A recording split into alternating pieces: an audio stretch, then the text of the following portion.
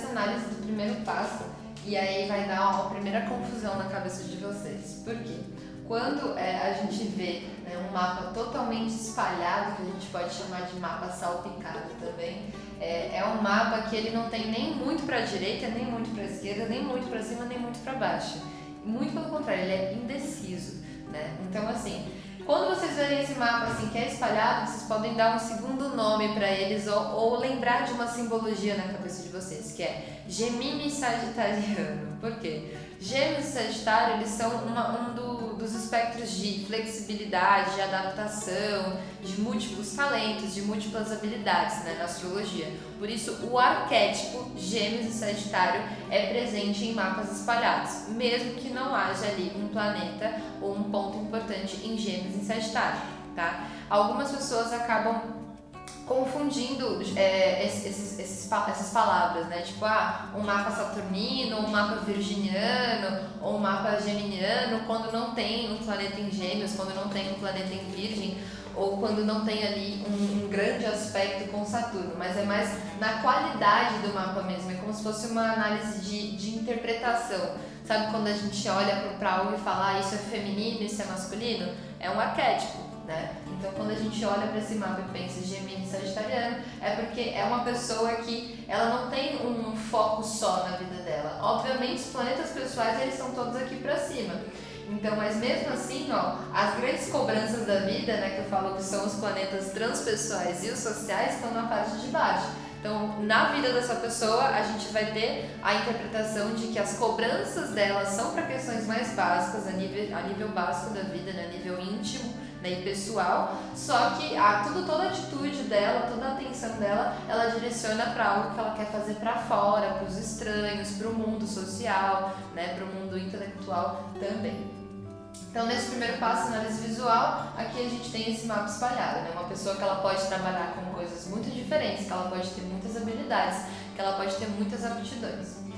Um segundo passo, né, em atendimento, aqui não dá pra gente simbolizar, mas agora um segundo passo só na interpretação seria o que chama mais atenção, né? Eu tentei colocar aqui para vocês de uma forma tentando desenhar, né, os únicos aspectos que são feitos, eles também estão aqui do lado, né? São 3 aspectos com o Sol, 2 com a Lua e 2 com Mercúrio. E a gente pode ver, o Sol ele realmente é o que faz mais aspectos, né? Só que ele não deixa de ser, ele não é um regente do ascendente, ele não faz aspecto com o ascendente, ele não faz aspecto com o meio do céu, né? E o único aspecto que ele faz aqui é com o fundo do céu. Mas se vocês forem lembrar, quando a gente vai falar sobre esse segundo passo, que a gente pode falar sobre um planeta dominante, o planeta dominante, ele tem que fazer um aspecto aqui, ou com o ascendente, ou com o meio do céu, ou com a própria Lua, né? E aqui esse Sol, ele não está fazendo esse aspecto, então acho que provavelmente ele não seria aí o planeta dominante, né?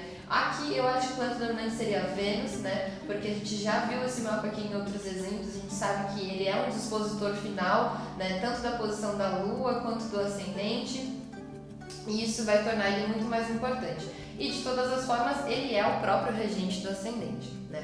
Então, no terceiro passo, para a gente olhar ali os luminares, né, Sol e Lua, a gente vai ver aqui o Sol fazendo um sextil com Saturno, né, mas antes de tudo fazendo uma quadratura com Marte, né, Sol em Touro, Marte em Leão, e a gente vai pensar, Touro e Leão são 2 signos fixos, né? Signos fixos, quando eles estão em quadratura, eles podem representar uma grande teimosia na vida de uma pessoa, né? Nesses cenários. Então, a casa 8, ela pode ser representada ali, uma casa de pedir ajuda, uma casa de crises, né? Então, onde a gente vai ter que passar ali por questões internas, por questões da nossa sombra, né? Onde a gente tem que fixar a nossa psique.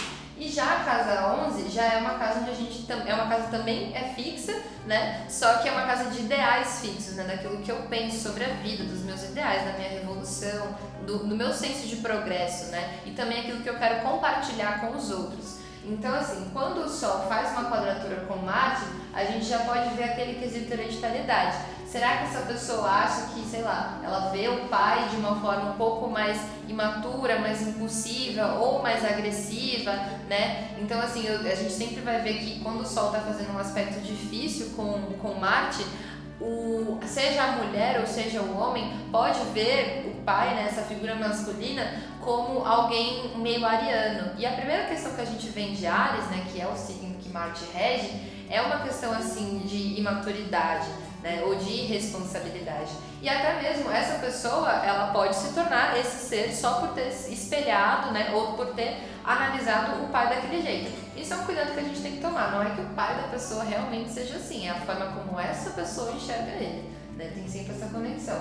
E Leão é aquela questão do domínio, da atividade, de um ego muito grande. Então, quando a gente mistura Touro, que demora para mudar de ideia, demora para mudar de atitude, né? Demora para mudar de fixação, com Leão, que quer fixar só no meu desejo, naquilo que eu quero, a gente vê que as brigas que essa pessoa vai comprar vai sempre estar comprando brigas aqui para o mundo social e às vezes comprando poucas brigas para suas próprias crises, né? Que a gente vai ter essa interpretação. Um outro ponto luminar é a Lua, ela está aqui na casa 12, né, fazendo um trígono com Netuno, mas fazendo uma oposição com Saturno, né? Saturno, quando faz aspecto com a Lua, sempre vai trazer questões capricornianas, mesmo que essa pessoa não tenha uma Lua em Capricórnio. Por quê? Lua e Saturno, eles são opostos, né? A Lua, ela rege Câncer e Saturno rege Capricórnio. Então, se você vê os dois juntos, obviamente eles não vão se dar muito bem, a não ser que seja um trígono, né? A não ser que seja um sextil, mas meio que nem assim. E a oposição é justamente essa projeção. E quando a gente tem uma oposição, a gente projeta algo no mundo, na vida ou nos outros, né? Então, essa pessoa aqui que tem necessidades emocionais virginianas, ela pode sentir que as obrigações, né, do mundo, as obrigações diárias, do cotidiano, da vida, forçaram ela a ser mais bruta, forçaram ela a ser mais distante emocionalmente, né? Forçaram ela a ter que tomar um pouco mais de responsabilidade pelos outros, porque quando a gente tem aqui um Saturno na casa 6, essa é o tipo de pessoa que, principalmente no âmbito do trabalho, acaba pegando a responsabilidade de todo mundo, acaba tentando, né, consertar a vida de todo mundo ali dentro daquele âmbito da rotina, né? E aí a Lua em Virgem já não é muito uma coisa assim que você fala, sensibilidade, não. Lua, quando ela está em Virgem, ela tem medo de vulnerabilidade, ela tem medo de acessar algo que ela não possa compreender, né? Lembrando que o dispositor de Virgem está aqui em Gêmeos, e Gêmeos ele é muito mental, ele é muito intelectual. Então aqui a gente vê essa mente, né, geminiana, uma mente e uma emoção virginiana e geminiana é muito movimentada e é aquela coisa da hiperbárica, né? Pode ter aquela questão da ansiedade de tanto pensar e racionalizar as coisas, sem pesar, né, no sentimento primeiro. E por mais que faça esse trígono aqui com Netuno, trazendo sensibilidade, trazendo espiritualidade, existe ali essa quadratura da Vênus, né, com Netuno também. Então isso vai dificultar um pouco a vida dessa pessoa emocional. Isso quer dizer que tudo no mapa dela está me dizendo questões negativas? Não. Isso quer dizer que há um início dessa dificuldade. Então esse início de dificuldade pode ter vindo da figura materna, né? Então você pode ver que a mãe pode representar esse espectro virginiano, enquanto o pai representa esse espectro taurino, né? E aí os aspectos com o Sol, que seria Saturno e Marte, né? E também Quiron, falam sobre a vida, a trajetória que essa pessoa enxergou no pai, e esse aspecto aqui difícil com Saturno e facilitador com Netuno representa como essa pessoa enxerga a mãe, né? E obviamente com todos os seus dispositores, né? O pai aqui pode ter questões arianas também na casa 7, né? Venusianas na casa 7, que é aquela questão da instabilidade ou de ser muito ativo para esses tipos de relacionamento mais afetivo, né? Mais românticos. Sempre vai fazer essa análise. Aqui o ascendente está em Libra, né? O quarto ponto é a gente olhar as casas angulares, né? Que é a casa 1, casa 4, casa 7 e casa 10. Vocês sempre vão ver que quando cruza, né, essa linha que vai formar o horário do céu e o mapa natal, os graus são parecidos, tá? Então aqui tá a 19 graus e 12 minutos de Libra, aqui tá a 15 graus, 19 e 12 e também 15 graus. Eles sempre vão estar mais ou menos nos mesmos graus, essas casas angulares, porque são eles os determinantes de todo o resto. Então assim, quem rege o ascendente em Libra é a Vênus em Áries, né? E aí você vai poder falar que essa é uma pessoa totalmente passiva, totalmente, né, harmoniosa dentro dos relacionamentos afetivos, só porque você ouviu falar que Libra é assim, ou só porque é o primeiro momento que você estudou Libra é assim? Não, você não vai poder falar isso, até porque assim, dentro de relacionamento a gente acaba levando a nossa lua, né? E a lua em virgem, ela é meio cri-cri, né? Ela fala mais o que ela pensa, ela tem mais a questão da crítica, da exigência, da verdade, né? E Vênus, quando tá em Áries, pra ela entrar num relacionamento, tem que ser assim, algo que passe, que dê muita vontade nela de conquistar, né? Senão ela não vai fazer isso. E aí a gente vai ver os aspectos, né, desse regente. A Vênus aqui, ela tá fazendo um trígono com Marte, né? Que é ali onde está o dispositor dela, que a gente já falou sobre isso também, sobre quando o dispositor da Vênus está em Marte em Leão na 11, a vontade dessa pessoa se relacionar tem muito mais a ver com o ego dela, com a autoafirmação de receber elogio, de receber a paixão do outro, de ser essa questão mais melindrada, do que propriamente com a liberdade de Áries, né? E a Vênus, ela também faz uma quadratura com Netuno, né? Netuno que é o regente da lua dessa pessoa. Então, assim, a lua na 12 já fala sobre questões de sublime, né? Uma coisa mais subliminar. Então, a expressão emocional de quem tem a lua na casa 12 pode ser uma expressão um pouco mais isolada, pode ter aquela questão da solidão, pode ter a questão de se excluir ali da família ou se sentir excluído por algum momento pela mãe na vida. E isso não quer dizer nada muito físico, explícito, não. É mais umas questões do inconsciente, já que a casa 12 é essa casa do inconsciente. E aí Netuno rege essa casa, né? E ele tá aqui na casa 4, que é uma casa da família, fazendo essa quadratura com Vênus. Então, obviamente, essa dificuldade aqui de conquistar as coisas, de permanecer num relacionamento sem ter que se autoafirmar, sem ser tão melindrado, você vê que tem relação com os âmbitos familiares e maternos dessa pessoa. Tá aqui, tá escrito, né? Não tem como a gente negar. E aí a gente poderia ir para um quinto passo, né, que seriam os outros planetas pessoais, né, além de ir a fundo nos dispositores, né, do ascendente, nos planetas regentes, né, como a gente não está fazendo aqui agora, mas como você deve fazer. E aí o quinto passo seria os planetas pessoais, que é Mercúrio, né, que está fazendo uma oposição com Júpiter aqui, os dois estão em domicílio, né, isso é muito forte. Quando Mercúrio e Júpiter estão em domicílio, a opinião ali mais ética e mais moral para essa pessoa é algo assim muito importante. E principalmente porque assim, Mercúrio é como eu me comunico, né, como eu aprendo, como eu vou ter ali o meu raciocínio. E Júpiter é a moral da vida, é como eu confio de que as coisas vão acontecer. Quando eles estão em oposição, é como se essa pessoa esperasse um lado jupiteriano no mundo e ela fosse Mercúrio, né? Ou então quando ela fosse Júpiter e ela esperasse esse lado mercuriano no mundo.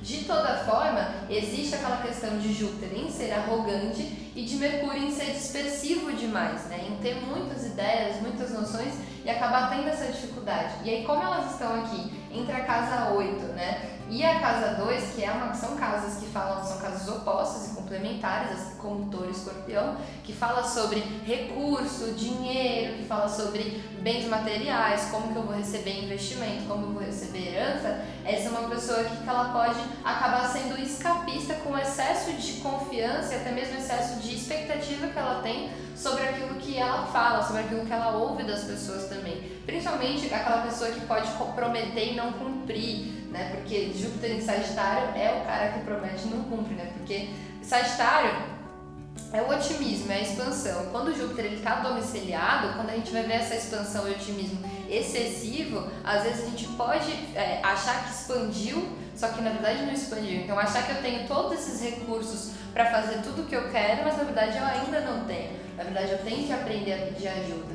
né? E aí, como está aqui esse dispositor da Lua em Virgem, que tem aquela questão do orgulho intelectual, pode ser um outro fator um pouco mais difícil, né?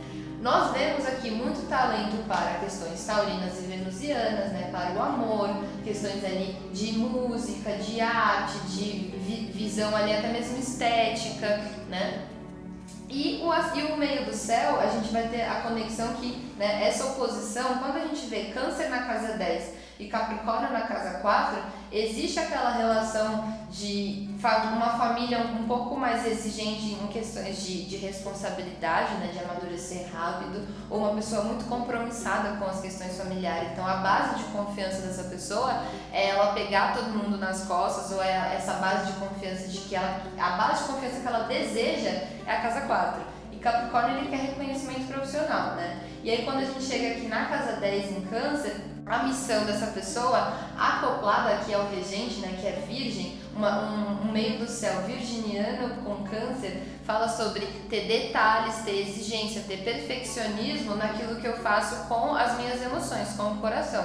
Então, quando a gente vê signos de água em casas de terra, não tem como essa pessoa trabalhar sem o coração, né? E aí a gente já viu aqui o Saturno, que é o regente da casa 10, em Peixes na 6, né? Falando sobre esse excesso de doação, esse excesso de servidão, né? E aí tem a Lua em Virgem, que também gosta de servir, gosta de fazer por todo mundo, né?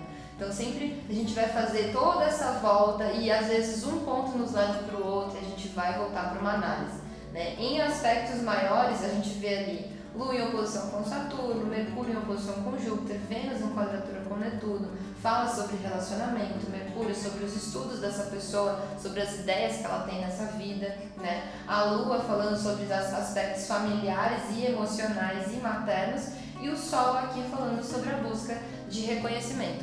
Nós nunca podemos deixar a análise ficar só num pedaço, né, de situação, e a gente nunca pode deixar também que ela não se aprofunde naquele pedaço. Então assim, se você sentir que muitas questões te levam para um mesmo planeta, para uma mesma casa, para uma mesma afirmação, você vai poder fazer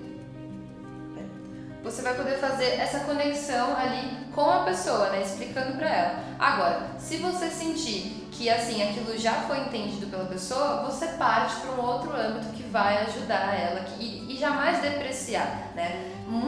Tem muitas vezes que a gente vai ver muitas quadraturas no mapa de alguém e a pessoa pode falar, nossa, então tudo no meu mapa fala sobre problemas e dificuldades. E às vezes não é assim. Às vezes são esses problemas e essas dificuldades que levam ela à frente, né? Até porque tem uma coisa que eu aprendi em experiência de atendimento, é que trígono e sextil, pouco eles fazem sem ter uma quadratura para desafiar, né? Então, por exemplo, aqui ó, o Sol ele faz tanto um sextil com Saturno quanto uma quadratura com Marte, né?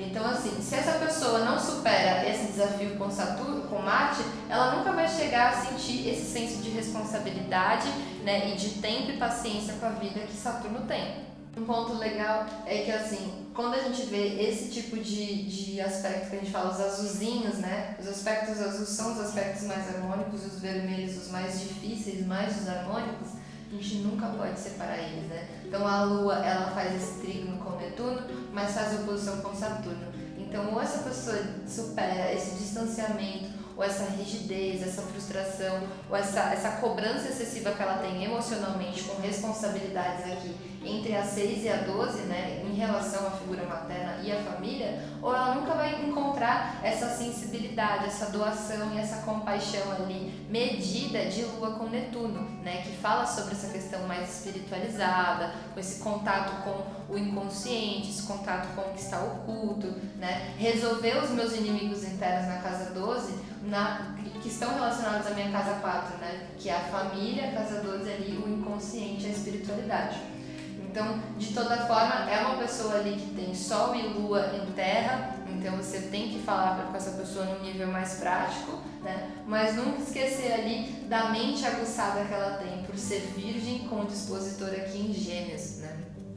E aí, essa mente aguçada, que tem dom para muitas coisas, né? Precisa aqui se resolver com questões emocionais, com questões de cuidar, de acolher, de estar ali administrando aquilo para outras pessoas, para se sentir com sucesso profissional, né? Quando vocês veem alguém que tem um ascendente em Libra, e todas as casas vão ficar opostas, né? Isso é sempre uma situação delicada, porque a casa 1, ela é uma casa de Áries, né? E a casa 7, ela é a casa de Libra. Então, se tem um ascendente em Libra, tudo fica em seus lugares diferentes, né? Em seus lugares desconfortáveis.